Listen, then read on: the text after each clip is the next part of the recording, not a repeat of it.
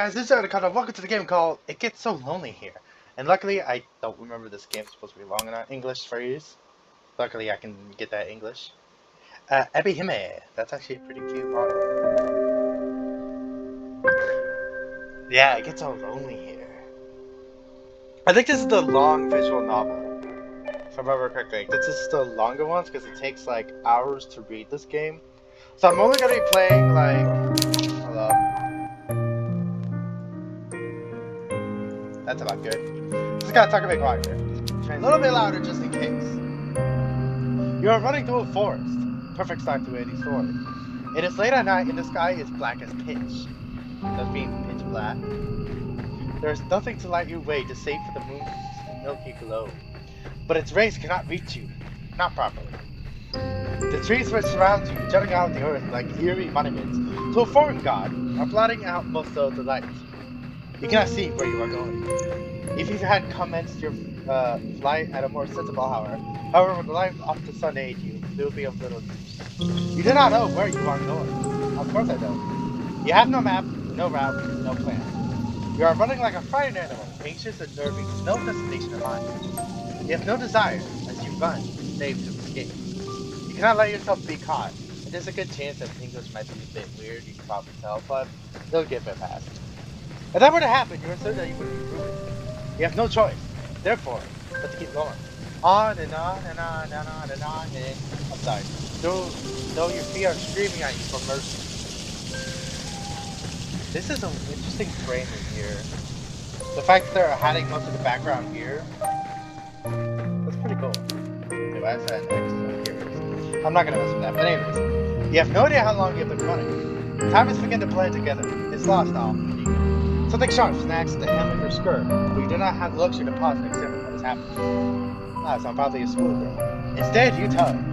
Your skirt tears, the sound splitting through the forest, and you stumble forwards with a shocked You're free, but at what cost? You lost a piece of your skirt.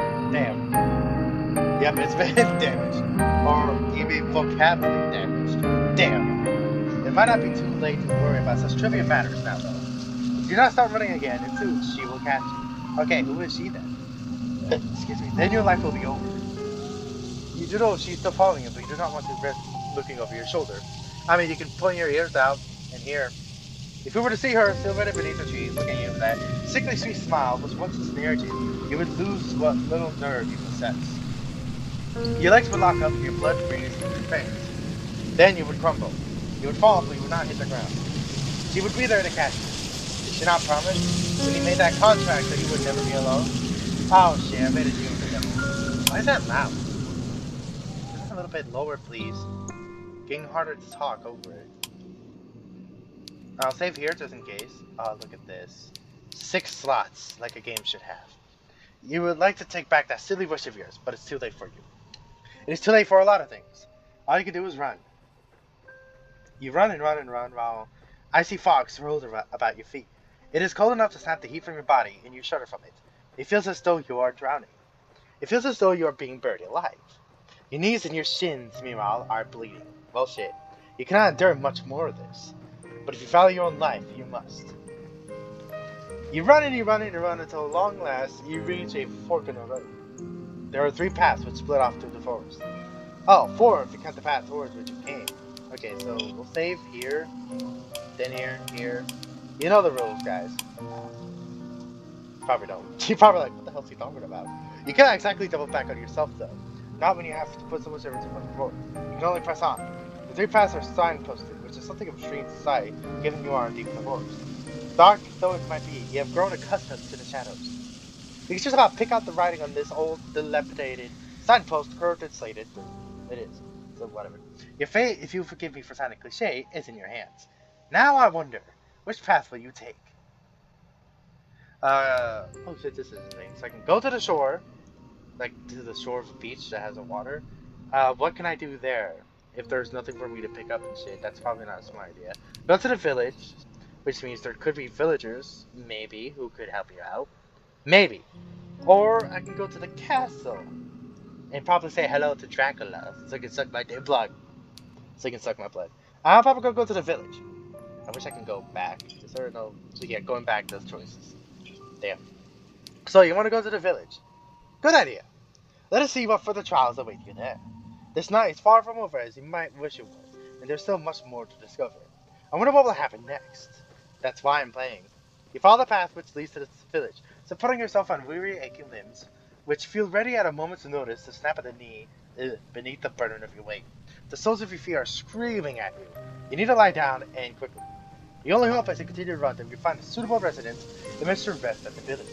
You do not know what will await you at the village, but you have visions as you run of a quaint, scenic settlement, all thatched cottages with slopping roofs. Sure, there would be a kindly peasant who would be willing to put up a young runaway for a few nights. You can imagine, too, the face of this kindly peasant from the fairy tales you read, in abundance as a small child. But fantasy is different from reality, so wake the fuck up. She will be broad-shouldered and ruddy-faced, with no brown hair, crammed beneath her cap. Her arms will be sturdy from many years of washing clothes and milking cows, but she will be kind to you, and compassionate, just like a mother. You do not know what mothers are like.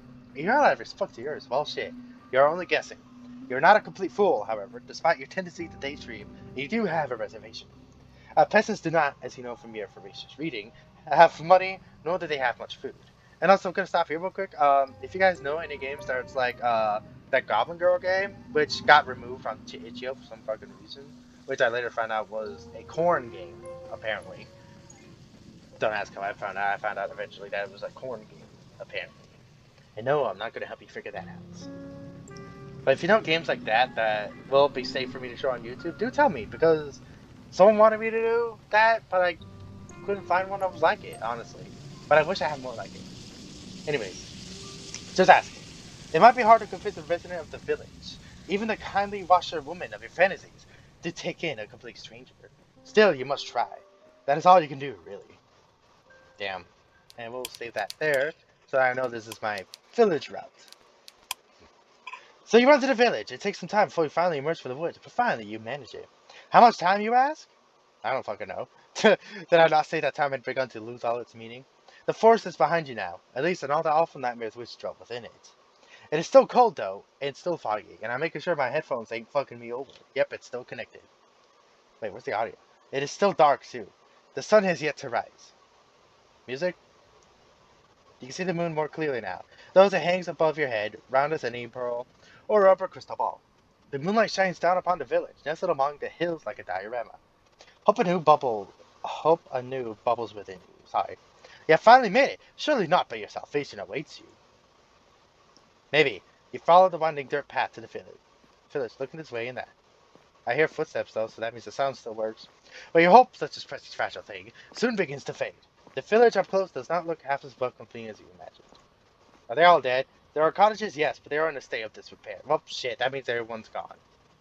I should have ran to the fucking castle. Damn. There are holes in the roofs and holes in the windows. Most of the doors are tightly shut, but others are gaping open. The kitchens beyond them darker to the night sky which shrouds you. There are no lights on in any of the windows, and neither can you see any people. Insomniacs like you at them. Okay. You cannot hear anything, either beyond the sound of your own footsteps and a low, mournful sigh of the wind. The village is quite quiet, eerily so. Maybe it's because whoever lives in the castle killed them. Who knows? It is immediately obvious, even to a naive girl such as yourself, that something terrible must have befallen to this village. You know, before you try your luck at one of the houses that nobody... before you try your luck at one of the houses that nobody will answer you. Who knows, there could be a friendly ghost. A hot one. There will be no kindly red-armed washerwoman to welcome you here, no matter how much you wish for it. But that does not stop you from wishing, regardless. Your knuckles rap smartly. How do you do smartly? Against the wooden door. The efforts soon prove, however, to be in vain. There is nobody here to hear your entreaties. How very sad. You try another door, then another, but the result is the same, regardless of how many doors you rap upon. I begin to feel like nobody answers you. How could they? There is nobody there. Not even the ghosts. Once again, you find yourself all alone. At least you have found some dwellings in which you can rest your weary head. Will you guys want to use the cottages for your purpose? Let me save that on this one. Just in fucking case. Nobody's here. You might as well. But no. Okay, that's not even a choice. An abandoned cottage is not what you're looking for. You would rather have companionship, would you not? Bravely you swallow your tears, wipe your eyes with the back of your arm, in a well-practiced motion, then inhale. You square your shoulders, and you keep on going. Well, I would have rested. Fuck having company. That would keep me awake. Surely the village cannot be completely deserted. There must be one person here, a grumpy-ass dude maybe, at the very least, who can help you. That is what you are thinking as you resume your search. You flit from cottage to cottage with precious little to show your determination, until you make yet another discovery. What is it? This village, with its squat-ass cottages bathed in the moon's glow, has a church. Well, shit, I guess there's nothing we can do. Time to turn around. Well, of course it has a church. The villagers who once dwelt here were not godless heathens. Not that their faith did them at all much good in the end. I'm sorry, that's pretty funny. Still, the sight of the church soothes your overtaxed heart. You were so focused on your fantasies of a kindly washroom talking to it, you did not pause to entertain the fancy of a kindly nun doing much the same. All hope is not lost. There could be a hot nun. You approach the church, which seems to tower over you, despite it being so humble. The church is a small one, but it is stout and sturdy. It must be, for it has withstood centuries. Forever standing, sentinel on this hill like a relic from a bygone era. The church does not have any stained glass windows, but it does not need them. Even without more luxurious trappings, the church will still experience an aura of dignified solemnity. The stone building is fringed by a sizable graveyard, one which occupies the rest of the hilltop and celebrates different sides. Damn, the music's so fucking loud in its edges. The graves, which have been planted by generations of wardens, are hewn from similar tones that which the church's walls are made of. Some of the gravestones are shaped like lozenges, while others are shaped like crosses. A handful of headstones are even shaped like angels, though these are few and far between. Why does that sound so fucking loud? Am I getting old or something? There are very few people in a village such as this one, which can afford such luxurious final resting places. You look at the tombstones with an almost childlike curiosity, forgetting in your examination of the physical heart-rending fear which gripped you as you ran through the forest. And also, where the hell is the person that's chasing me then? You are out of the woods now, and you have subconsciously already begun to relax. Shouldn't you make sure they're not still there? You know what this makes me think of? An old PC game. This does not make you think of a PC game, where they have like a little text window area and stuff. I haven't ever played one of them, but I've seen people play them, and this is what this makes me think of. You try to read the names hewn into the myriad tones, but it is dark and you are tired, and some of these graves are very, very overused. You strain your eyes, but you do not have much luck in this endeavor. Damn. Such superfluous details are not important. You eventually tire of examining the graves and turn. This graveyard is an expensive one, unusually so, given the village itself is so small. How can it boast so many corpses? And there is much to explore. You walk about the perimeter of the church, casting your gaze, first here, then there, then everywhere, consumed as you are by your immense all-encompassing curiosity. And as you do, you see her. Well, shit. Oh, hold up. She looks like an ordinary girl, small and scrawny. Not my type. Just like yourself, but she is much more than her unremarkable appearance might suggest. That's a skinny-ass neck. You probably have a longish neck. For some moments, you offer her a hiding on the wall in the shadow cast by the church, like a furtive lizard clinging against the rocky branch to shine itself from the sun. There is no sunlight here, though. There's only the night sky and the stars and the moon. Beneath the moon's light, a silvery implement the girl's clutching shimmers. It's a shovel. It takes a few moments to see that what the girl's clutching in her hands. It is not until you see her manipulate it. Oh shit. Oh, I thought it was gonna come towards me. Its sharp edge biting into the earth that you understand. It is a shovel. I mean, I couldn't tell, guys. That's a funny looking spoon. This girl is standing in an isolated corner of the churchyard, late at night, and she's digging a grave. Well, you suppose she could always be digging a hole for the sake of it, but her work seems much too precise for it to be solved mere whimsy, and that might be for me. It is hard for you to see her face, given the distance between the pair of you, but posture is one that speaks of supreme concentration. She moves slowly, mechanically, like a woman on a mission, driving the end of her shovel into the earth over and over. Her motions are regular enough to be repetitive. There is something hypnotic, almost in the manner in which she attends this task. Should you risk interrupting her? Do you dare, just in case it asks me? You get the feeling that she would not appreciate it. The shovel in her hands, meanwhile, is rather hefty. If she wished it, she could cause you no small amount of damage with it. Small amount. You're saying only a small amount of damage? Well, no small amount. Well, yeah, she could probably decapitate you with it. Cold anxiety makes your skin prickle. You do not know if you should risk speaking to her when she, in her dark cloak with her shovel, looks like very strange. You never know. But if I die, then you guys can make fun of me. But what do you have left to choose? You have to come to this far and be forward to turn back now. It's with this thought in your mind that you decide to approach the strange girl. Your footsteps are quiet. You have grown accustomed to slinking around like a cat, but you are not quiet enough. The girl says this must be finely tuned because she blinks. Then she turns. Your eyes meet, and once they do, you feel your breath catch in your throat. You did not have a clear view of the girl before, concealed as you were in the shadows, but now she's looking at you. You can tell that she is pretty, and you're about to turn into a fucking simp. And she's raising the thing above her head. Wait. Could you imagine? She starts slowly raising the weapon above her head. Her skin is very smooth, and her hair, though obscured by a dark hood, is very fair. Her eyes, meanwhile, are clear, cool blue like ice. Those eyes of hers, which are large with unease, are fringed with very long, fair eyelashes. She looks as though she has stepped out of the pages of a picture book, or an anime. She's simply too perfect to belong in this world. You sound a bit fucking weird there, buddy, but okay. Perhaps she's some kind of vision, a waking dream, a hallucination. But no, she has none of these things. The shovel she is clutching in her hands looks solid enough. Well, yeah, thanks for looking at the shovel. You steel yourself, expecting perhaps some sort of outburst. But attention soon changes for the girl's slender shoulders. Her fingers, which once were gripping a handle of her shovel, tightly relax. Oh, so she was ready to fucking kill me. Her lips curve upwards at the edges. She is smiling, and what a smile it is. It is transformative. Is this a dating novel? What the fuck? When she smiles, she looks radiant, angelic almost. Hers is a smile that's so suffused with light that your eyes begin to prickle from it. You are so relieved you almost feel as if you could cry. It would not be the first time you have wept during this night, and neither will it be too surprising if you did. You have been through a lot. I don't know what, but if this is a sequel to a game, then I'm gonna feel stupid. You must be exhausted. The girl holding the shovel seems to realize this because she pushes the distance between you cautiously, as one might approach a skittish cat. Then she says in a rough voice, which does not match her dainty apparel, while she does live in a rural village. What were you expecting, dumbass? It's so good to see another person.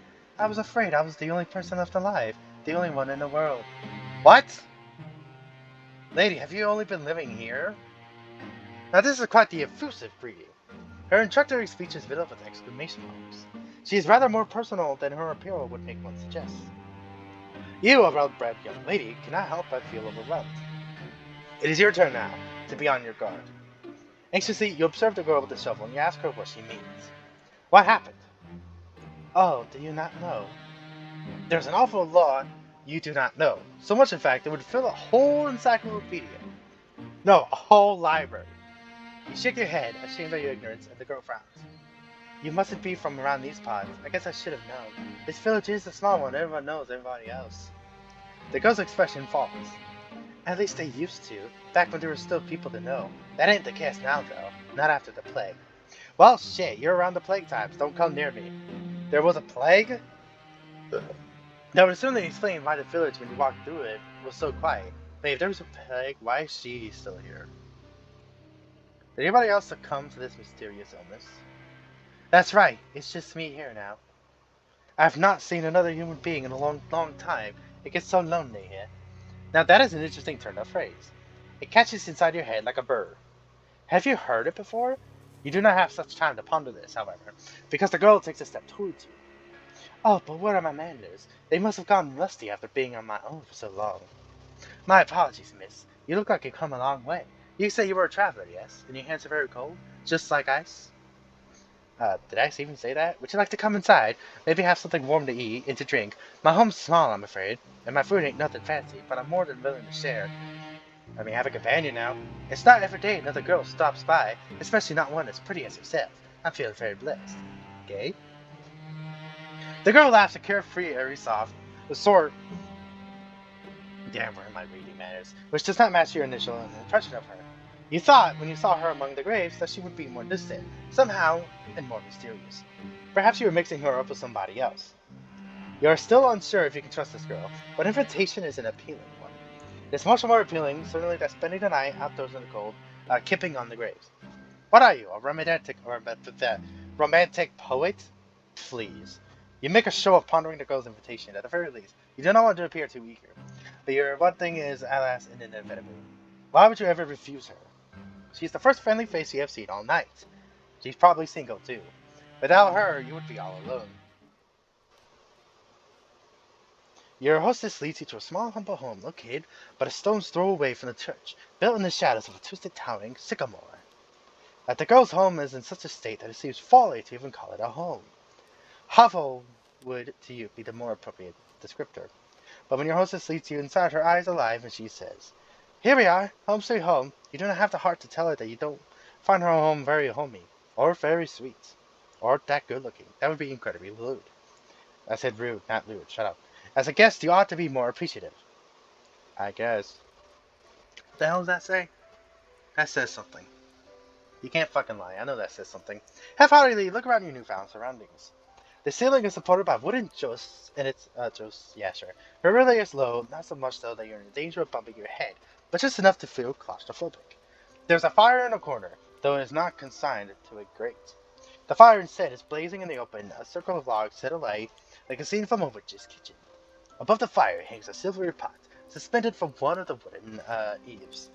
Other objects of interest are hung from the eaves, iron implements you take to be cooking utensils, various herbs and strips of meat left to cure. The smell of cooking fills the air, mingled with the sharp, sour scent of unwashed bodies. I'm sorry, what? Sour scent of unwashed bodies? Did we both stink? How, you wonder, does your hostess clean herself? You do not see a bathtub anywhere. Perhaps she does not possess one. The girl's home is unremarkable in every regard, but it is, you suppose, better than nothing. At least there's a roof over your head, and food to put in your belly. The girl looks to the pot, suspended over the fire, while she gives a stir with a ladle. Then she brings the ladle to her lips to taste whatever concoction she was brewing within it. You can only hope that she is not like the weird sisters from that famous play, brewing a broth with fenny snake fillets. Yes, I think this one's just about done, the girl says to nobody in particular. She sets the ladle down, back in the pot, then looks to you and smiles. Do you want something? It looks as though you've come to quite a long way and you must be hungry. These words are like music to your ears, even more divine than the trumpets of God's most loyal angels. You're so hungry, you could eat a horse. Not that there are any horses in the immediate vicinity, because they're all corpses. You express your interest in your hostess, who smiles and responds. Oh, two of your horses! Oh, wait, oh shit, I'm sipping. Watch out. I thought you liked the sound of that. Just give me a few moments. Your hostess retrieves two earthenware bowls from a cupboard with rickety hinges, into which she pours two lefty helpings of whatever it is she's cooking. This she serves with bread. Oh, sorry. Which is so hefty it could be used as a murder weapon. It's not much, I'm afraid. It's only soup and bread. It should take the edge off your appetite, though. You thank your hostess for her hospitality, your stomach rumbling all the while. The soup does not look like anything you could typically consume, but the soup's poor presentation does not dissuade you. It is true enough that the people eat first with their eyes, but when one is hungry enough, one becomes obliging enough to eat almost anything. Why else do you think that people, when stranded upon desert islands, will resort to cannibalism? Humans are creatures of necessity. You like to wrap yourself up in tensions, but in actuality you are not much better than animals. You're so hungry, your stomach is achingly empty, that you certainly descend upon your food like an animal. Your teeth glint, your scissors gleam, and soon you have consumed all that your hostess has offered you.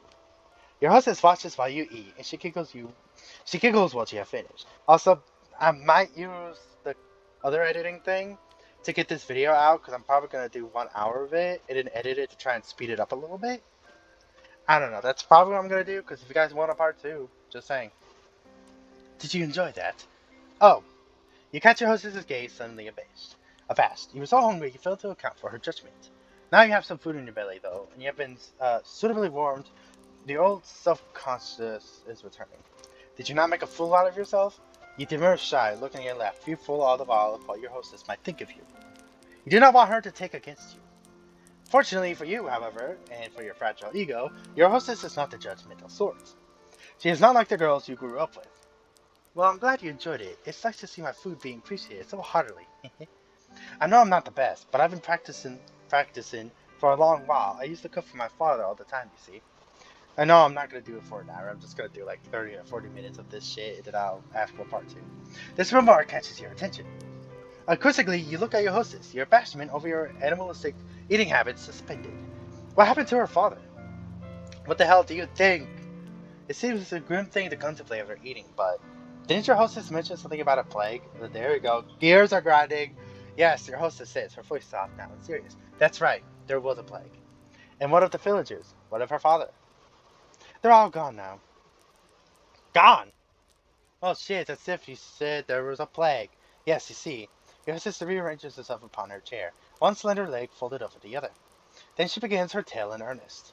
My family has a history. We've lived here for centuries, but the tourists will be content to the graveyard. Ah, so this abode is centuries old then. It would certainly explain the dirt. My father used to prepare bodies for burial, back when he was alive. He built the coffins and he dug the graves and he lowered the coffins into the dirt. So he's the grave dude. I forgot, what the hell was the name of that job? I don't know what it was called. I know it might sound like an awful job, but someone's got to do it. There's no sense averting our eyes from death, not when it happens to the best of us. I mean, there is a country where people burn loved ones' bodies, and then they shift through the burn remains near an ocean to get their belongings. Like, that's the thing I remember hearing about. But anyways, this isn't a hearing, so let's continue. It's a noble profession, one that's been handed down in our family for generations. My father's father was a gravedigger. Gravedigger, that was the name. And so was my father's father's father. And my father's father's father. Okay, I get it. Digging graves is in our blood. It's who we are. My. That was a surprisingly pretty speech coming from a girl who lives in the countryside. A girl who is without much in the way of education. It is apparent just to listen to her in the way she slurs her syllables together that she has never had any education lessons. Not like you. There's a what the fuck did that happen there? There's a determination, however, to her and a pride in her genealogy, which gives her respectable aura. You cannot help but be impressed. So you ask her hostess, does that make her one of a long line of gravediggers? Yes, the hostess, the gravedigger, says. That's about right, though I was never supposed to be a gravedigger myself. It's not a woman's. Well, here we go, there's the sexism. That's what everybody says. My father don't mind that, though. He taught me everything he knew, and then some. Nope, the father's a MLG. I might be a woman, but I have plenty of upper body strength. I can dig a grave just as well as my father could, without breaking a sweat. To the despair of my mother up in heaven, I'm sure. I'm sure if she were alive, she'd rather I focus on more feminine pursuits like basket weaving or sewing to better attract a suitor. Not that that would do much good now. There's nobody around who'd court me, not for miles and miles. Hey! And what happened to her mother? She died when I was very young during childhood. I was only 5 years old. Oh, well, shit. You can relate to her at least upon this point. Your parents are not dead, at least not as far as you are aware, but you have not seen them in an awfully long time. They sent you away as soon as you were old enough, and they never once bothered to check on you. For many years there has been no letters, nor any visits. You offer the gravedigger for your condolences. You do not know if they will help, but you feel like you cannot say nothing. That would be heartless. The gravedigger, however, does not seem too upset by this turn of event, because she smiles, albeit somberly. It's alright. It was ages ago. I don't remember her too well, and I've never really had the luxury of sitting around, feeling sorry for myself. I had too much work to do. Around the house, you ask? That too. I was the oldest child, so it was my job. After my mother died, to manage the sweeping and the cooking. Oh, and looking after all my siblings too. You blink, intrigued, then glance around your hostess's humble lodgings. You do not see any siblings in the immediate vicinity. Well, really, where could they be? Oh shit, I wonder. The gravedigger must have noticed your roving eyes. You are not being exactly subtle because she shakes her head. I had siblings. 2 younger brothers, they're both gone now. Oh. You should have known. Yeah, what the fuck's wrong with you? You apologize to the gravedigger for your lack of tact, but she does not seem upset by this pause. Don't apologize. It's not your fault. My brothers weren't long for this world anyway. The youngest, he died when he was still a babe, and the oldest, he died before he reached double digits. Well, shit. I was upset about it all the time, of course, but I've come to terms with it. Life's a fleeting thing in this wicked world. There's something you learn in this trade. Digging graves, I mean. I've dug graves for the elderly and the infirm, but I've also dug graves for young babes still in their swaddling clothes. This shit is dark. That's the nature of death. It comes for us all in the end. No matter how old we are, no matter how much money we have, no matter what we say on social media, no matter what status we put ourselves, doesn't matter how good or bad you've been. It's the great equalizer. Or so I've heard. A chill creeps down your spine as you listen to your hostess's speech. Because technically all human beings have one thing in common. They were born from a mother and they would perish. But some of them will perish the same and some of them will not. Yeah, think about that shit. She is not wrong, but the inherent mortality of all humankind is not something you wish to contemplate. It is too disturbing. For the longest of times, my family was a small one. It was just my father and me, but that was fine. It was how I liked it. I was very happy, even if our lives weren't the best. I've never had any fancy clothes to wear, and we can't dine on the finest of food in the grand scheme of things. We ain't anything that special, but I've always felt otherwise. I thought that I was blessed. We knew hardship, of course, and famine, but that's just the way life is around here. When food supplies were low, we always helped one another out. I had my father, but I also had the rest of the village. We all looked after one another, things always worked out in the end. At least, they did. Until the plague happened. Yes, she had mentioned the plague. I've been wondering when she was going to return to that topic. You suppose that the plague is the reason that a village, as you traversed it, was so very empty. You suppose right. The plague tore through the village. I don't remember when. It feels just like a while ago, but maybe it was after all long. It feels like I've been on my own for centuries, but your hostess' eyes begin to cloud over. She looks as though she is entrenched within her own memories. What could she be remembering? You have never seen a plague before, though you have heard of them in your history lesson. Your history professor was quite enthusiastic about the subject. She talked about piles of dead bodies stacked up on the streets, and stacked up on the wooden cars to come take away, with no shortage of aplomb. She was a strange woman, your history teacher. The plague came on very suddenly. There was no warning. One day everything was fine, and the next, they were all dead. It is no small amount of anxiety that you eyed the gravedigger. Then you ask wearily, surely they could not all have died. Is that not an exaggeration?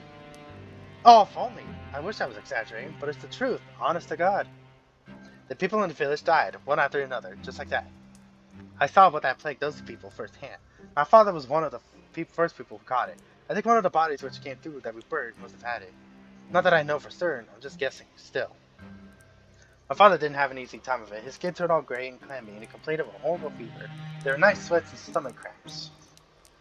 And then there were the boils. The boils? This is the Black Plague, maybe, I think, if I remember correctly. Pustules! They were the size of eggs, and they were all full of pus. When they burst, it stunk. The whole house was full of it, the stink of death. The wise woman of the village came to see if she could be of any use, but it was no good. My father was too far gone already. She took one look at him lying on his deathbed, and she shook her head. She said she didn't want to get any closer. I can't say I blame her. It was a ghastly sight. I didn't appreciate it at the time, though. I felt like she was turning her back on us. But then again, she didn't want to get sick, too. I wished her ill. I remember that, after she left. Until a few days passed and she fell sick, too. Then I felt bad for cursing her. I couldn't help but worry if it was all my fault. It's silly, I know, but... The gravedigger closes her eyes. She seems to squeeze her lips together until her lashes melt like flecks of falling snow. I feel like she's a ghost. Her shoulders, which are very slender, are shaking. She looks as though she might at any moment fall apart. It wasn't long after that the rest of the village fell ill. They all had the same symptoms as my father, clammy skin and the fever and the boils. They grew, they burst, and they died in screaming, sticking agony. My father died too, only 3 days after he fell ill, but I think even that was 3 days too many. I didn't want my father to die, of course. I did everything I could to help him, but it was all pointless. None of my herbal salves had any impact. I couldn't make a blind bit of difference. All I did was stand about his bedside, telling him that'd be alright. His eyes sank into his skull like two black stones and his mouth dried out. During that last day, before he died, he might have been a corpse already. He didn't look at me, he didn't speak to me, he just lay in bed with his eyes closed, groaning. I've never wished any ill of my father before, but during this moment, the gravedigger squeezed her hands with her resting upon her blood clap lad into fists. She trembles. Then, in a voice throbbing with awful emotion, she says, I wish he'd just die. Well, based on her anecdote, it does not sound like she had overly long to wait. I wonder if she would consider that as silver lining. No, perhaps not. The gravedigger is still shaking. She will not cry, will she? You hope not. Awkwardly look at the gravedigger. You're not sure how to soothe her, but you know you must make some sort of an effort, even if it's a token one. You shift upon your chair, which feels very cold and hard beneath your thighs. Then you say very softly that you are sorry. It's not much, but it's all you can think of saying. You had thought initially that your situation was comparable to that of the gravedigger, but I can see this is not the case. Her suffering has far outstripped your own. Not that suffering is a competition, of course. Your apology feels inadequate to your ears, largely because it is, but the gravedigger seems to not mind. She is very big-hearted, that girl, to smile at you so, no matter how foolish she might be. Do you really deserve such kindness? I don't think you do. Oh, again with the apologies. It is alright. Like I said, you didn't cause any of this. I'm not upset at you. I'm just recounting what happened is all. I do wonder, though, why I never felt sick myself. Yeah, I'm curious too. I thought I was going to die, so I'd already prepared for the Reaper to come and take me away. But maybe he wasn't interested. Maybe he already satiated his appetite on all the others. That, or maybe he thought he'd have to leave me alive for practicality's sake. With my father gone, who else should tend to the dead? I was the only person left by the end of it all, so I had to bury the people in the village. They're all resting peacefully now, under the earth, where the plague can't reach them. On the one hand, I'm happy for them. They were able to escape from all their suffering. When I think about all the people I've lost, though, the gravedigger tenses. Then she sniffs. When I think about the kindly washerwoman who helped me scrub the mud and the dirt from my clothes. Aha, so this village did have its fair share of washerwomen. After all, it would seem your earlier instinct upon this particular point was not without merit. And the handsome young farmhands who used to flirt with me. The priest who preached at the church, who told us wonderful tales of paradise, and the children who skipped stones on the lake and played hopscotch in the streets. I can't help but feel so lonely. But that's the name of the game. It gets so lonely here. The gravedigger's eyes begin to shine once she has finished her address with tears, but she does not let them fall. She is being very brave, much more than so than you are. Anxiously, you extend a hand towards her, meaning to, what? Give her a hug? You do not know her well enough. Pat her head? That would be infantilism. Squeezing her hand? Perhaps that could be misconstrued as a romantic overture, and that is the last thing you want. You endured more than your fair share of teasing over that. You sit there for a few moments, paralyzed by indecision, as the gravedigger poorly suppresses her sniffles. Is this decision time? Do I get it? Decision? In the end, you let your arm drop back to your side. You, what the fuck? Stop teasing me with choices! You're so damn kidding. You don't know what to do here. You do know that you ought to say something, though, to show that your heart is clean and that you care. You do not know what it is something should do. However, no words could ever console the gravedigger. That would never be enough. They can offer some bond. However, to be brave and so after pauses loading up the awkward, you offer your condolences. What else can you say? Oh no, the gravedigger replies, dropping a few strays away. It's alright. I've grown used to it. Really, being on my own. I mean, it ain't so bad, really. And I'm not alone now, at least. I met you. You'll keep me company, won't you? Well, what can you say to that? You aren't callous enough to trample this poor girl's hopes, are you? Hey, so we getting an ending for one of the routes? You know full well yourself how awful that feels. You can do nothing but nod. A response which makes the girl smile more loudly. That's wonderful. I know you're just a traveler who's passing through, but I can offer you bread and board until you leave. I have food enough in the spare bedroom. I can make up to you right now. I'm grabbing some water and drinking some because my dog needs some.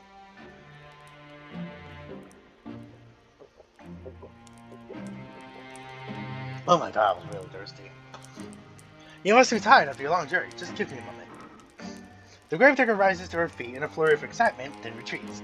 You watch her seat depart, a little too eager to please, and frown.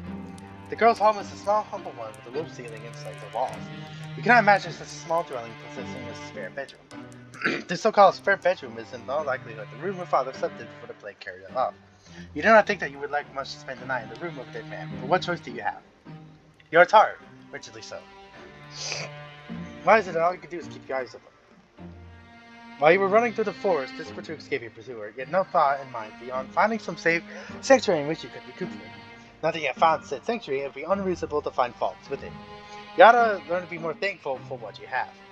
There are many, many people in the world with less. You rise and follow the gravedigger once she has finished her preparations to her so-called spare room, which is very bit as cramped as you feared it would be. You turn off this little heater. I don't know why I left it on. Burning me up. At least there's a bed, when it comes to something of a relief. The rest of these lodgings are so humble you were half expecting a straw pallet. As tired as you might be, you cannot lie to yourself. You have no desire to sleep among the hay like an animal. The sheets of the bed are clean too, a fact you discern with a cursory glance. So you don't be expected to sleep on the sweaty soaked linen of a plague-ridden man after all. You're still sounding pretty rude. This really is your lucky day. I got you this too. Gravedigger says something so what? Damn. Can I doc? Shyly, as she hands you a folded gown to sleep in, I thought it might come in handy. Your clothes are, a little shabby. She can say that again. Your skirt is covered in mud and the hem is torn and ragged. This nightgown is one of my old ones, so it's suffered a bit of wear and tear, but I hope it fits alright. It's clean if nothing else. You accept the nightgown from your benefactors with words of thanks. You want to sound appropriately appreciative, but you cannot mask your fatigue. Weariness overcomes me and you're gone, a fact that Gravedigger does not fail to notice. Oh, begging your pardon, I do not want to keep you. I'll be making myself scarce. If you need anything, though, don't hesitate to ask. I'd be happy to help. The gravedigger bows her head to you like a drudge, then hurries off, closing the door behind her with a thud.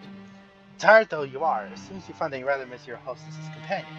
In the face of her good-natured smiles, you could almost forget all the hardships you have hitherto endured. In her absence, however, your lodgings feel almost unbearably cold and inhospitable. You suppress a shudder, then unclothe yourself.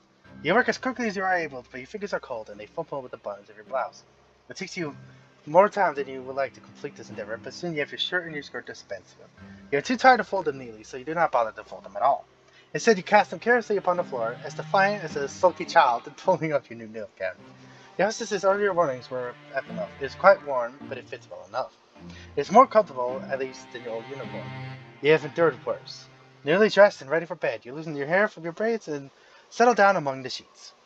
It is with a sigh you extinguish this weekly flickering candle light which burns on your bedside, and with another sigh you lay your head down upon your pillow. Though physically exhausted, you have to wonder whether you will be able to sleep at all. You can recall your previous dash to the forest with such vivid detail your heart is still pounding. That fear has yet to leave you. Perhaps it will never leave you. The terror was such, it almost feels as though it has suffused itself into your bones, into your very being. But your exhaustion is greater than your worldly anxieties, and soon it claims you. Your eyelids fall shut and your breathing inevitably begins to even out. It is not long until you are spiraling through a dark, deep abyss, lost in Morpheus' kingdom. But your sleep, despite your weary state, is not as restorative as you had hoped. Your imagination has always been overactive. Even at the conservator, you were frequently beset by dreams of the most vivid nature. The dreams that you have this night, lying beneath unfamiliar sheets upon an unfamiliar bed, are no less intense than usual. In your dreams, you are back at the conservatoire, the place where this adventure of yours began. You are wearing the crisp white blouse you once discarded in your gray, unremarkable skirt. Your hair is tied in a braid and your eyes are downturned, forever focused upon your feet. You try not to look at your classmates, and you thought yourself fortunate if they did not look at you in return. You didn't want anybody to notice you. Until that awful winter, that is, where everybody stopped paying attention to you for good. Nobody tried to trip you when you walked past them in the hallways. Nobody, in fact, so much as glanced at you.